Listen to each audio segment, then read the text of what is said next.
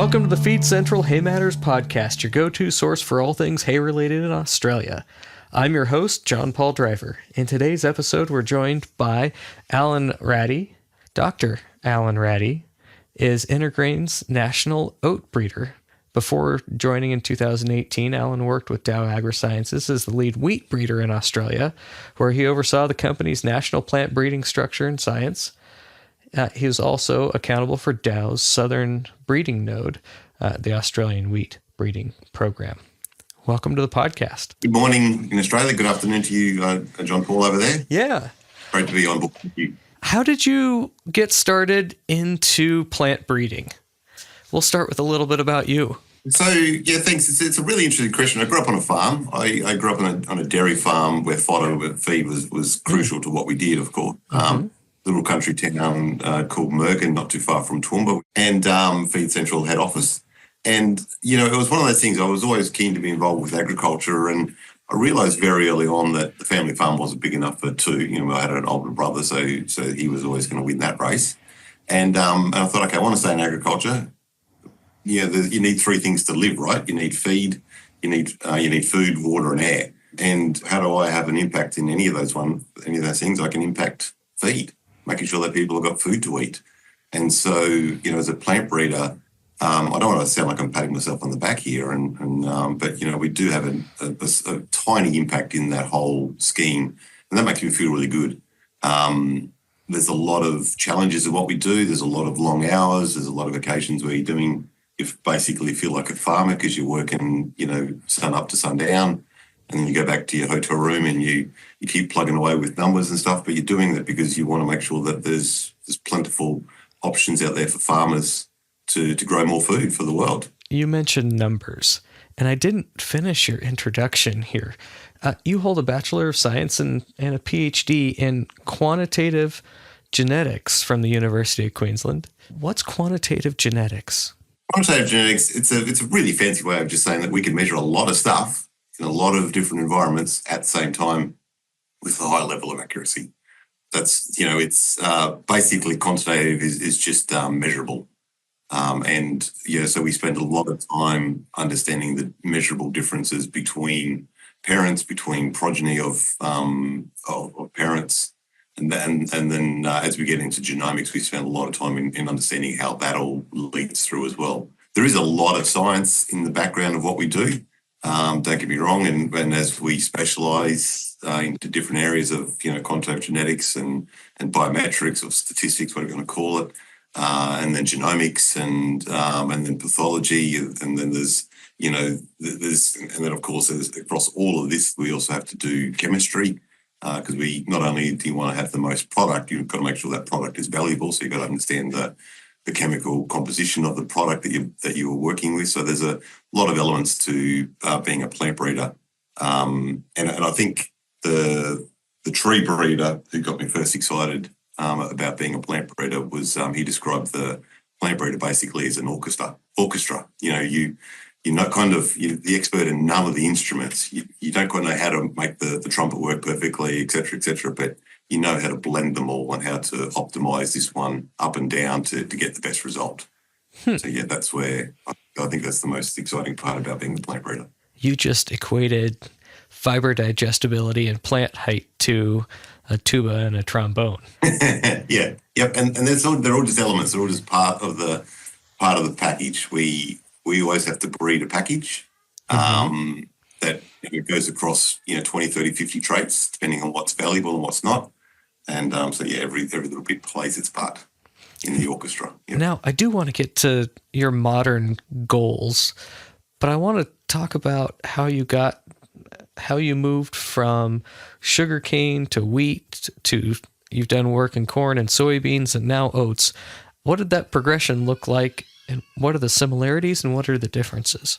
Sugarcane was a really good place to start because it was such a messy genome that you actually had a lot of time to understand the basics of quantitative genetics. So you'd spend a lot of time early on understanding the theory of quantitative genetics and the impact of selection and the average effect of gene substitution. All those really things that Gregor Mendel was talking about in the 1800s. how you then basically just scale it up and then scale that up and then scale that up. The time in Dow was amazing because, I got to see what was going on in, corn and soy, the big crops, especially corn. And, you got to rub shoulders with those people who are eminent scientists. And, that was amazing. But then it all came back to the fact that you could have a discussion around the table and you'd have these heads of department overseeing, hundreds of US million dollars worth of research. But when it actually came down to it, you just had to remember your basic quantitative genetics and how to apply those sort of things. And so that was amazing for me. And so, and it was just striking how we could just have a discussion, regardless of your title, basically. And it was really eye-opening. Sugarcane was a really great crop to work in Siro. Spent a lot of time there working in traits and pre-breeding, as we call it. You're trying to understand what the individual traits have. For example, we spent a lot of time working on dwarfing genes in wheat and how that would actually impact on, above and below ground growth and what that meant for farmers in a situation where they had that moisture in first week of April, they could sow into if they could sow it at 6 inches or 150 centimeters, but they couldn't if they could sow it at 50 mils. So there's a lot of differences there that we work through, and decomposing the plant from a physiological viewpoint and understanding how trait by traits interact is amazing science as well. And I was listening to Sabrina Greenwood, who was one of your episodes a little while back, and what she's talking about there of 2050 ag, that's exciting, and I've been a part of that journey very early on in CSIRO, and I think that's why in plant breeding, there's always a need for continuous improvement in plant genetics in adaptation to stress, and as Sabrina was talking about, there's the all the risks coming through with climate change, and understanding how you can tap individual parts of that system to improve and breed for adaptation to each one individually, but hopefully breed holistically across all the traits that are disease and weather stresses that are coming. That's going back to that orchestra idea, all of that variety of traits. Correct. Everything is connected, and if it's not connected, if you do something in isolation, it's a data island and you can't connect it, and it's not a waste of resource, don't get me wrong, but it's an inefficient use of resource. So we spend a lot of time in resource optimization as well. You're looking for the similarities in processes, the similarities in techniques for breeding oats that are very, very similar to what you would have used in wheat or sugarcane. Correct. All of the quantitative genetic theory holds. There's a few nuances around, between species. Barley, for example, has got a small genome, so it's pretty simple. You've got one copy of every allele, whereas for every gene, for wheat and oats, you got 3. That makes it a bit harder, of course, because it's a hexaploid. Barley's a diploid. Corn is the easiest, of course, because it's small and it is a diploid. Don't tell any corn breeder that it's easy, of course. But yeah. I've recently thrown some rocks at our alfalfa breeding or lucerne breeding programs in the States. Our corn yield has traditionally increased about 1.9% per year, while our alfalfa yield is actually flatlining. We had some good discussions around what might be causing some of those things. The real answer is we're running out of water in the West, so we're growing less alfalfa on irrigated acres, and there's more dryland production that's dragging our national yield. But the point still stands. We're not. Yes, some crops are harder to make those consistent gains than others. Yeah, indeed. And the genetically, the simpler the crop, then the easier it is to make gain. Mm-hmm. Of course, but oats and wheat are big crops. Big genomes. Mm-hmm. That we're talking 12, 15 gigabytes. Barley's 2 or 3. I think corn's about the same. So that makes a difference. I'm not sure what alfalfa is. Sorry, but I know that alfalfa is also a tetra. Is it a tetra or a hex? I can't remember. It's definitely got multiple copies. This is where I say I'm an economist, and my knowledge on plant breeding is quite shallow. Yeah, so and obviously corn's got some lot of advantages going for it as well around investment, and I think that's one thing that we need to just keep understanding is investment drives innovation. It doesn't matter what part of the value chain you're in. If no one's investing in your part of the value chain, you're going to fall down, and if one part of the value chain falls down, then the whole value chain starts to fall apart. So yeah, there's a few tricks to that. We've got to always make sure there's investment coming. So, do we want to talk about investment in oat breeding, or do we want to talk about the traits that we're looking for today first? Because those two things are very interrelated. Exactly, and it's the chicken and an egg story. Mm-hmm. Just putting it out there, the chicken came first, in my opinion. But anyway, that's a different story. And so for me, the chicken is actually the traits.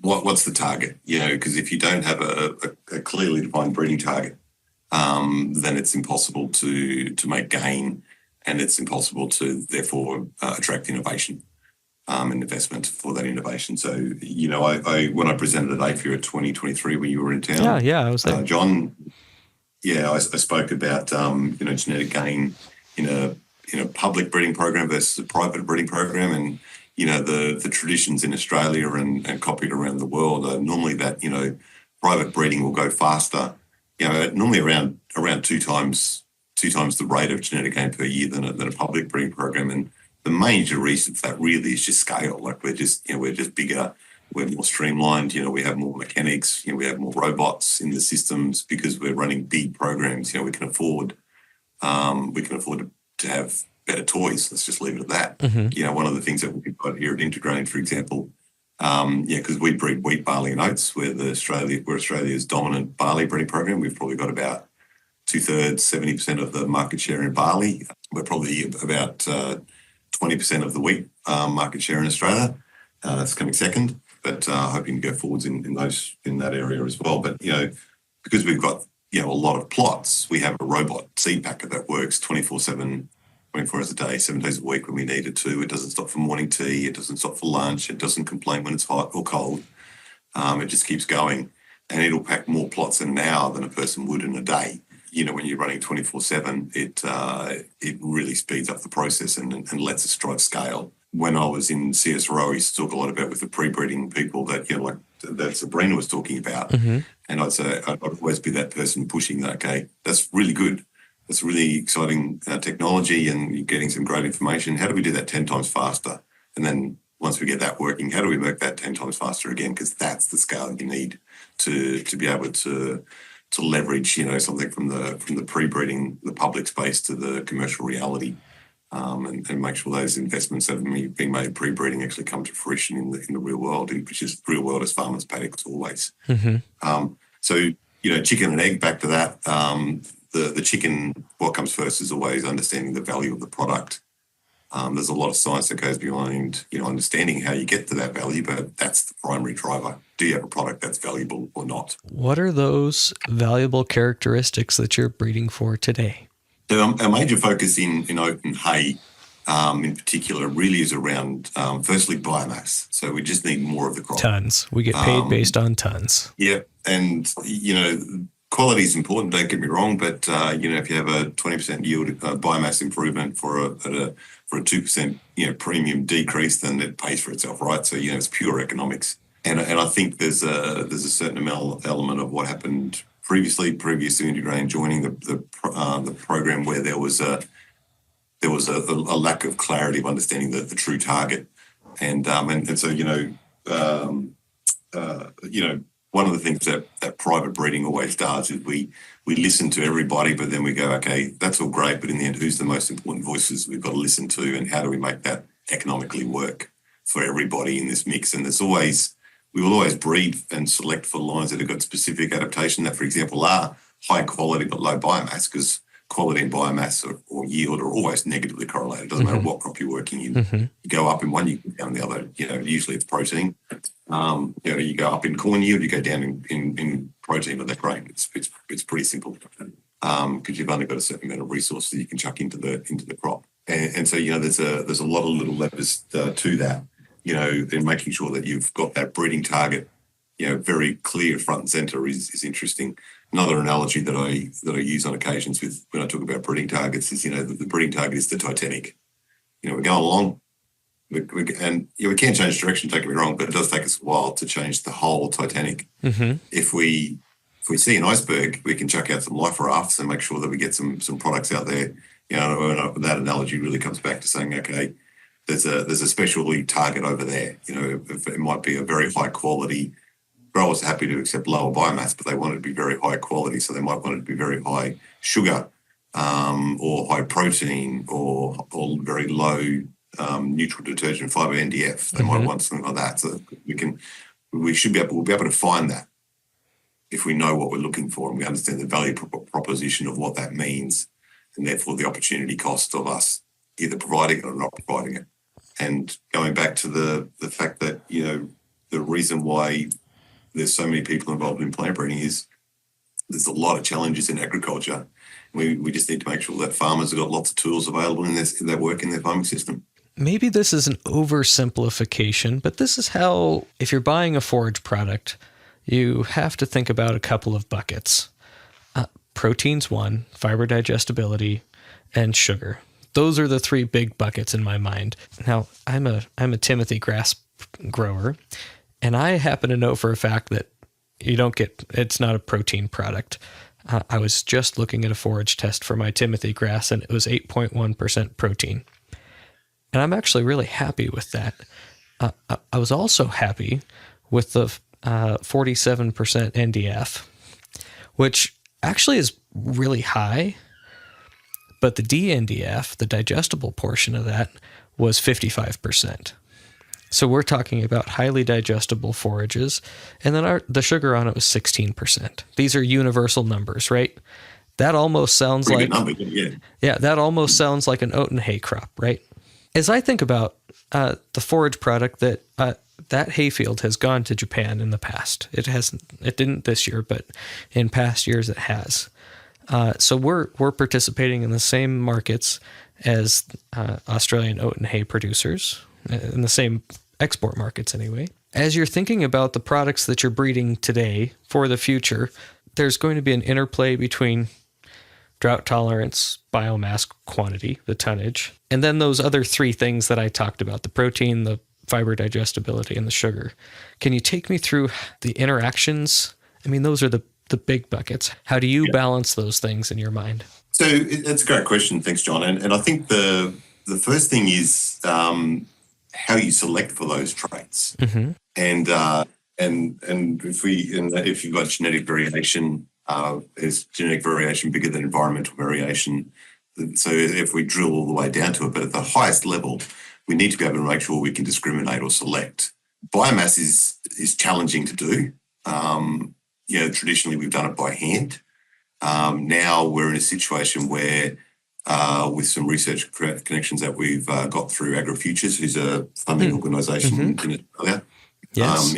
So they've got investments in with some of the phenomic centres. There's a really good node, Australian Plant Breeding, Australian Phenomics. APPN is the acronym, Australian Plant Phenomic Network.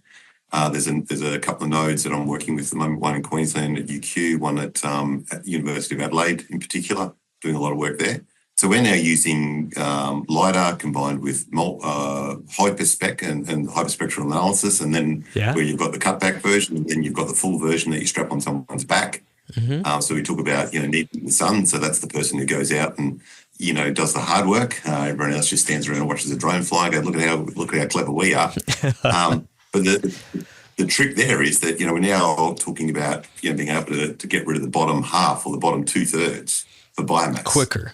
So quicker. That's about the speed of the breeding program, right? Correct, and the scale. And you can't have scale without speed. And there's a in quantitative genetic theory, there's a formula that was developed, I'm going to say probably 150 years ago, around genetic gain equals three things divided by one thing. The three things at the top are selection accuracy, genetic variance, which is size, scale, and repeatability, and then it's all divided by time. Now, obviously, time, you need to also, you're an economist, you need to put dollars into that, time money value into that. Money, absolutely. The biggest thing in time is actually is how long it takes. So if you can cut a year out of the breeding program, instead of dividing all those things at the top by 15 or 12, which is what happened previously, you're dividing by 8, bang, you've just gone forward huge, right? So by us being able to go, this is the bottom 2/3, we're getting rid of it this year, means that we can actually, instead of starting with a couple hundred lines, we can start with 5,000 lines. And the chances of us finding that literal needle in the haystack, which is the Hay jokes, which is kind of like dad jokes that never get old. Finding that needle in the haystack, that very high biomass line that also has got good, acceptable protein, digestibility, and sugar, becomes greater, and that's what we're about at InterGrain. So the investments we've made in this technology, through AgriFutures and the APPN at the University of Adelaide. It's going to change how we're doing it. At InterGrain, we've been doing it for the last few years, but our accuracies are not as good, so we're able to get rid of the bottom third. But now getting rid of the bottom 2/3, it just makes it's just a game changer. How new is that technology? That particular application of that technology? Yeah, it's been around for a long time. I mean, LiDAR, that's kind of how Tesla started out with the self-drive automation, right? Mm-hmm. But the hyperspectral analysis, that's been around for a while as well, but it's actually understanding how to put a drone up at 60 meters and find a plot that's 4 meters long by a meter wide. That was the challenge, and then how to turn all those pretty pictures into numbers. Like I don't get me wrong, I like looking at numbers, but I much prefer looking at numbers. I like looking at pictures, but the numbers actually tell the story. Yeah, that's the quantitative part, right? You need to understand that. So once you start to get numbers, that's great. And so now that we've got what's called feature extraction technology, pipelines where it turns these pretty pictures into numbers overnight, it just changes everything. So the next step there, of course, is making sure that we can tap into satellite imagery from the Planet satellite, for example. They've got it's called a leaf. They call it a leaf imagery service.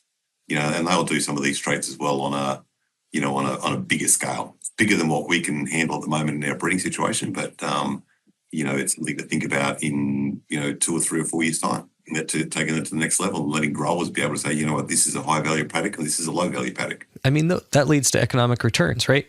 I have conversations with growers all the time about knowing your financial numbers. In this exact instance, we're talking about the same things. Which paddocks are making you money and which ones aren't? And then how do you change it? Yeah, and can you change it? Is another part of that question, of course, but can you change it? So back to your question around the quality. Once you've got biomass, now that we're working through biomass, the next thing is to work through with quality. The really exciting part about these hyperspectral technologies that we're using, so these are shooting, the one from the drone shoots 400 to 1,000 nanometers at the crop. One from the backpack does 400 to 2,500 nanometers, and so we're able to start to get a really good digital representation of the plant. And that's the wavelength of the light that's being shot at the plant. Hitting it, yeah, okay. Yeah, and then rebounding back, yes. Yep. And so it shoots it and it rebounds back, yep. And the really exciting part now is that if we're starting to get some accuracies for WSC that are attractive, and and meaning that we can actually start to understand, is this a high value, is this a high WC crop or a low WC crop? It's that same selection process, right? Biomass correct. First, yep. Sugar second is what you just told me. The second. Okay. Yep. And sugar will be related to fibre digestibility. It's highly related to starting fibre, NDF and ADF. Really? And not highly related, but it's related. It's related. Sure. Positively correlated is what you're saying. Well, it's negatively correlated. Oh, negatively. Okay. Yeah. And but you want a low NDF. You want a low fibre anyway, right? So that's good. Yes. So it's kind of positive, but it's actually technically a negative correlation. Okay, I understand what you're saying. Yeah. Yeah. It's positive negative, if that makes sense. it's a good. Yeah, I get it. Yeah. Okay. Yeah. We're trying to skin multiple cats at the same time, effectively. So yeah. And this technology starts to mean we can have a multi-layered approach and attack many of the traits simultaneously, which is fantastic. Oh, that's amazing. I mean, I have a background in econometrics and multivariate regression. This is what you're doing. Correct. I know exactly what you're doing. So in the end, once we start to get all this working in the field situation, then we can start to, once we have a phenotype that we can select for, then we can start to do the genomics. And so we now, we've got a small investment from AgriFutures in genomics that's going to also leverage a lot of dollars that we're putting in at InterGrain into genomics. And InterGrain in wheat and barley, we've developed one of the premium freely available chips. There is SNP chips, which is just a genomic term, that are used by USDA, for example. You would use it as well in wheat and barley. And so we've done that in collaboration with AgVic Research there in Melbourne. And so we'll apply the same attributes in oats. When I was in Saskatoon, I was talking to a couple of the US people there and the Ag Canada guys there, and we're all keen to sort of see if we can start to build a bit more genomics globally using that same sort of technology. And again, it's crop agnostic. It doesn't really matter. It's the technology's the same, which is the great thing about crops. And animals are the same. They're just a whole different species, if you know what I mean. But it's the same. Well, as you were talking about your rapid selection processes, I was thinking about the genomic testing they're doing on dairy heifers now. The rate that they can test heifers and get them into a breeding program is it's just staggering. Yeah, absolutely staggering. It is, and we're in a situation there that in wheat and barley at InterGrain that we can now basically say, okay, this is going to be a good variety. Categorize it 1, 2, 3. It's going to be good. It's going to be really good. It's going to be average, or it's going to be bad. And we can do that just from DNA, and we can do that much earlier than we used to. And you can skip a couple of years of the breeding process, the selection process. Yeah, and again, that's, you think about the genetic game formula. That's just attacking that bottom layer time. You do it faster, and because it's actually more accurate and effectively cheaper to do it in silico, in situ, in DNA. You can actually climb up to the top because you can just have bigger numbers. Full scale. Scale and doing it faster. Bigger and faster. Bigger and faster. Now, Norman Borlaug is perhaps the most famous plant breeder. And we were talking about those dwarfing characteristics. He was the leader on that in wheat, right? He was one of the scientists involved in it. What Norman was able to do, develop a system. And I mean, don't get me wrong, great guy. I had a discussion recently with a friend around organic food versus what we do. There was a few bits and pieces around it. And I said, well, maybe the biggest problem that plant breeding has done is enabled there to be a few more billion people alive in the world. Because without food, and you think about what Norman Borlaug did back then when in the 50s and in the early 60s when India was an importer of wheat to then being an exporter a few years later. So what Norman Borlaug did a great job of, and we could probably go back live now, is what he did a great job of was understanding how to fast track all of the technology that was coming, the dwarfing genes, and linking that with agronomy, and then linking that also with disease resistance. So he developed the contra-season nursery between Albertan, there at Mexico City, basically, and Obregon. Yes. He had the full irrigation at Obregon, and he had lots of skilled workers working with him, and he just fast tracked everything, increased scale, increased accuracy. And you went exactly where I wanted you to go. I mean, my understanding, he had a breeding program in the US, he had a breeding program in Mexico, he was carrying those traits back and forth and accelerated his breeding program. Yep. Is that happening in your work? Or is it just, are you using technology instead? No, but we actually use both. So what Norman was doing was 2 generations a year. We now do 4. So basically we have speed breeding that we use in the early phases of the breeding program or selection phase, just to make sure that we can get things genetically fixed as quickly as we possibly can. So, we grow things under light 22 hours a day and constant heat, so that they, instead of being from planting to harvesting, normally taking, in a glass house, normally you take, 20 weeks in the field, depending on whether it's winter or summer, it'll take, 20 weeks or 30 weeks. We're now doing it about 10 or 11 weeks. So we're basically just, decreasing the selection, the generation cycle time. So therefore we're getting more generations through in a year, which means, again, thinking of that genetic gain formula, we actually just take time out of the equation, which means genetic gain goes faster. That's amazing. And I don't know whether that's the guitar, whether that's the drummer or the guitar, but that's a real key element in that orchestra of just speeding things up. Yeah. That's increasing the tempo. I get it. Mm-hmm. Mm-hmm. The stuff that you're working on today, when will it be commercially available? We're talking about the speed of these breeding programs and the speed of the selection process. That should result in new research hitting the farmers' paddocks faster. Correct. And if it doesn't hit the farmer's field, we're all wasting our time, right? So, that's what we're all about. And so at InterGrain right now, we're trying to understand how to make sure that we can get these new varieties adopted by growers. We've actually got a couple of new products out that are quite exciting and are better than the previous varieties, but it's actually a trick to get growers to take up a new oat and hay variety for two reasons. One, they know what they know and they like what they like, and it seems to be working for them. So, maybe they don't need to change. The next thing is you've got to make sure you've got seed available, because the target is actually not grain, it's fodder. So you like what you see, you harvest it, you go, great, that worked perfectly. Oh, wait, I've got no grain left for next year. So and then nobody harvested the grain and you have no seed to plant. Yeah. Yeah, exactly. Yeah. So there's a balance there we've got to work through. But, we're definitely working in that space right now. Breeding is a long-term game. And, we talk about, so what was happening previously, they were talking about 12 to 15 years from a cross to release a new variety. We're now aiming for more like, that 9 to 10. The lines that I'm most excited about are the ones that have come through this phenomic, as we call it, the drone phenomic selection. And they're now probably about 2 or 3 years away from being, 3 or 4 years away from being released.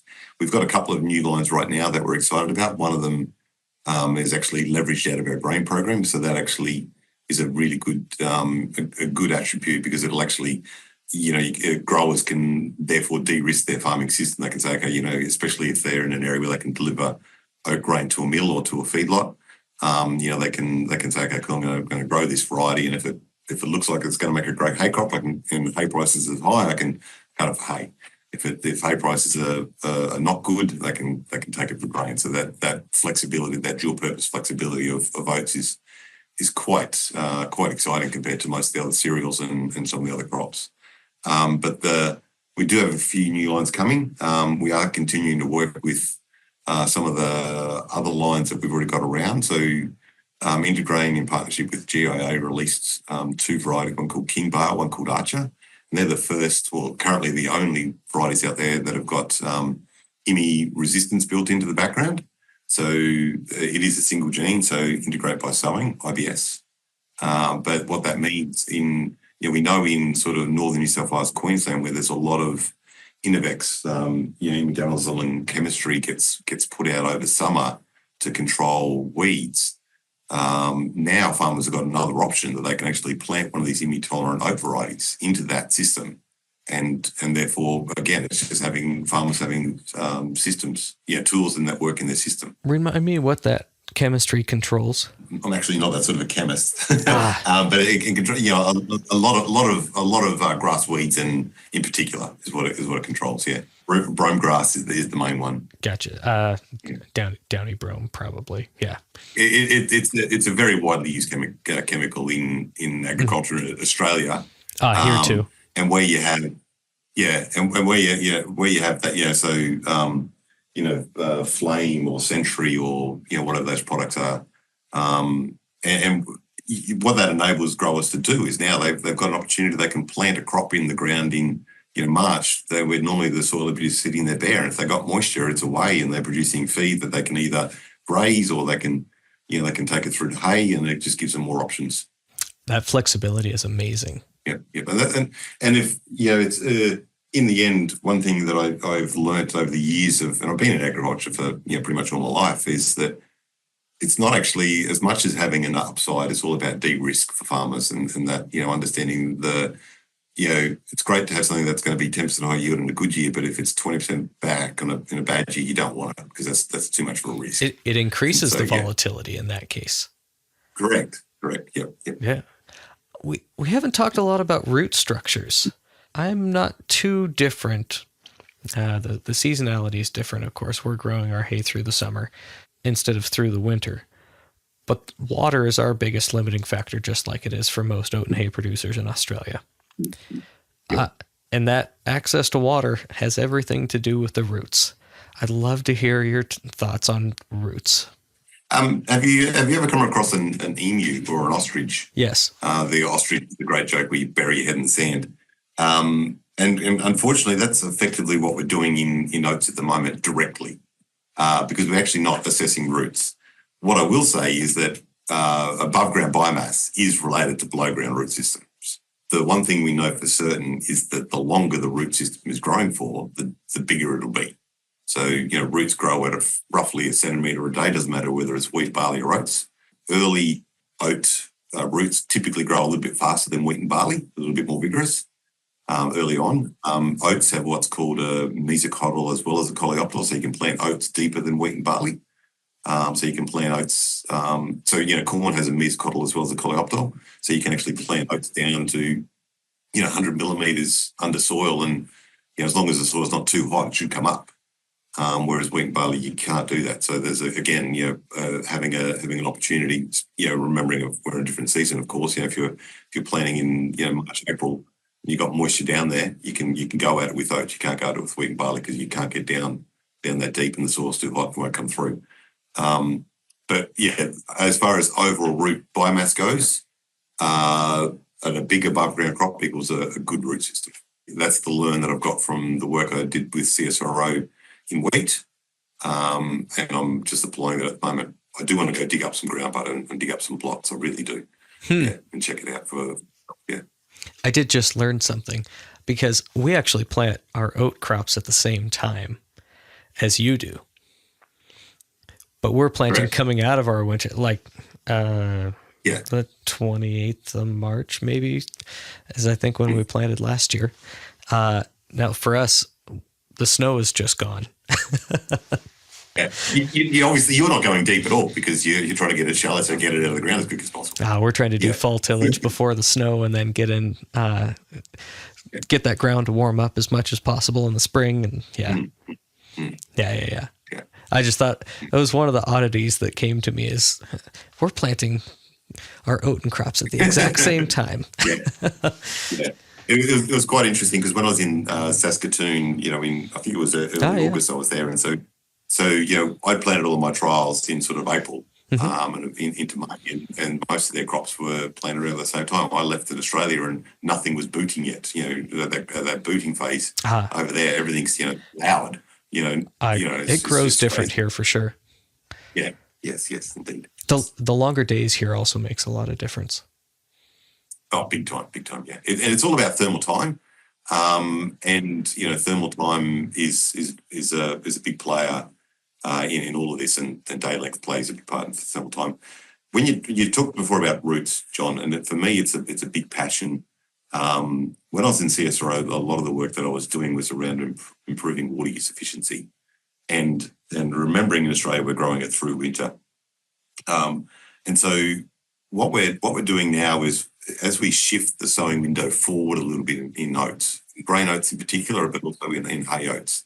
So we're sowing more into April than we used to, and what that enables the crop to do, assuming it germinates, of course, is it enables it to get up, and it'll be at that pitch you got behind you. It'll be at that growth stage as the weather starts to cool off, right?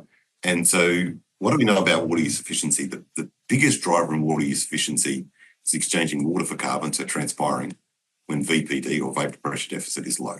When vapor pressure deficit is low, it's lowest in winter. Usually less wind, lower daytime temperature, lower and higher humidity. So your vapor pressure deficit or VPD is lowest in Australia in winter.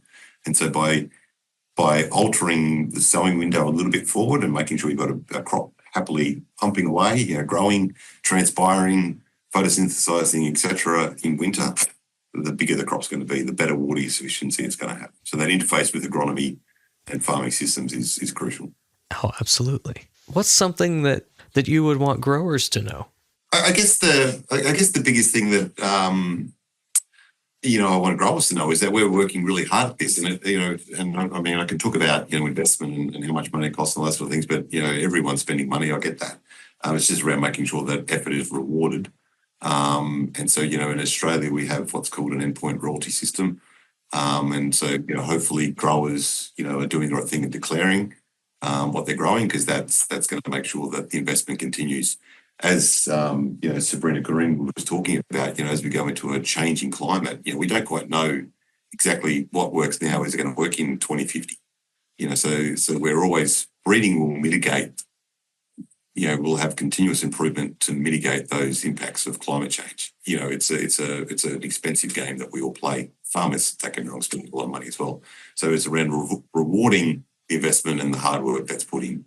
That's one thing. And the next thing is that please let me know what your targets are. At the moment, I get a lot of people saying different things. Your clarity around just going crude protein, fibre, digestibility, and sugar, which is effectively what I'm working towards, is great. But understanding the value of those three things versus tons, I guess, is the next part of it. And what trade-offs you're willing to make. Yeah, precisely. And what trade-offs economically a grower's willing to make. And then the other thing is just logistics. The bigger the crop, right, the harder it is to knock down, and then to windrow and bale, and it's drying windows and drying. Yep. If you've got a variety that can cure or dry down a day faster, that'd be huge. That would be huge because it's as soon as you, I don't know what the weather forecasting systems are like in your part of the world, but equally here, bad. Equally bad. We spend a lot of time trying to make sure that we're taking our samples at the correct growth stage. But in the end, and I know this from firsthand, we bale a lot of stuff on my family farm. You're sitting there, you're basically going, okay, I'm going to cut this in the next 2 weeks, basically, and you're looking at the weather forecast. When am I going to have, 5-7 days of clear weather? So understanding how, if there's any genetic variation, and we have got a little project at the moment that we're working with to understand if there's genetic variation in curing time. It's something that I think would be quite exciting if we can find it. But yeah, there's understanding that trade-off between tons and quality and how tons impact, the logistics of cutting the crop and getting it in the shed. So it's the middle of January here, and we just had our middle of winter. We just had our Northwest Hay Expo, and one of the featured presentations was a dairy nutritionist, and she shared with us that she's in charge of feeding about 90,000 animals between milking cows, heifers, calves, and on more than one dairy. It was a very alfalfa lucerne oriented audience, and they spent a lot of time talking about fiber digestibility.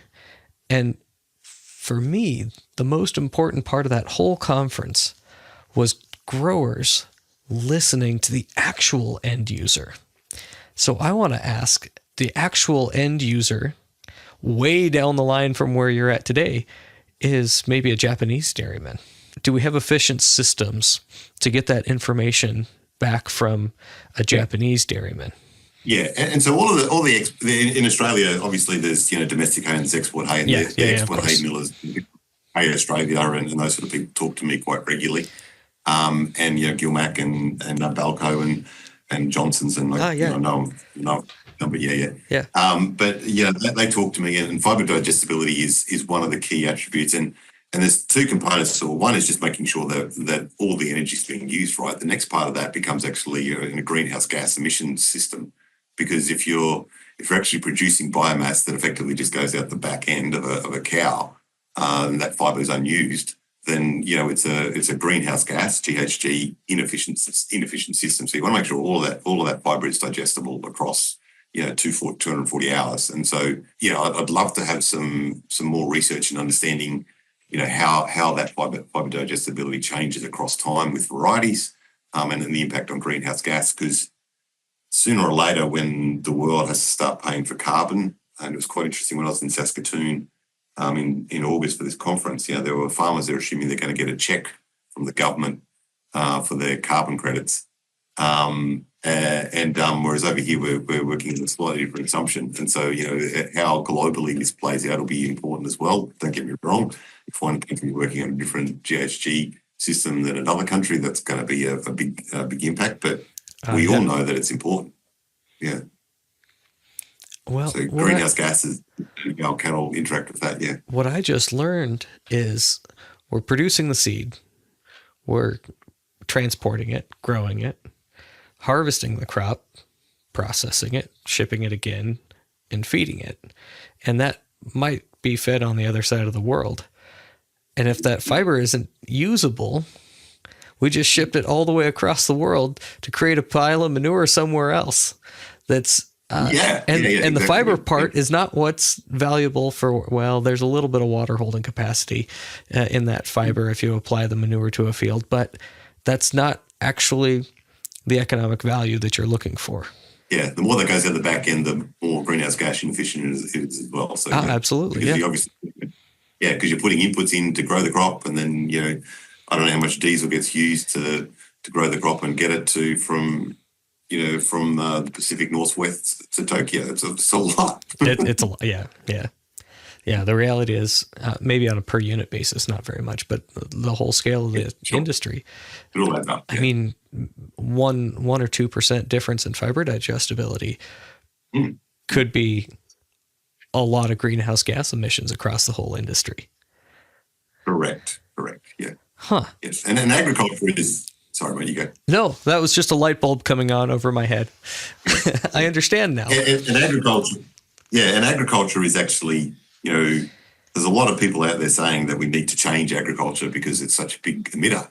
But you've seen, and there's a lot of talk in Europe about that, and they're actually backtracking a little bit now with regards to policies and procedures. But I think everyone realizes that you need 3 things to live, right?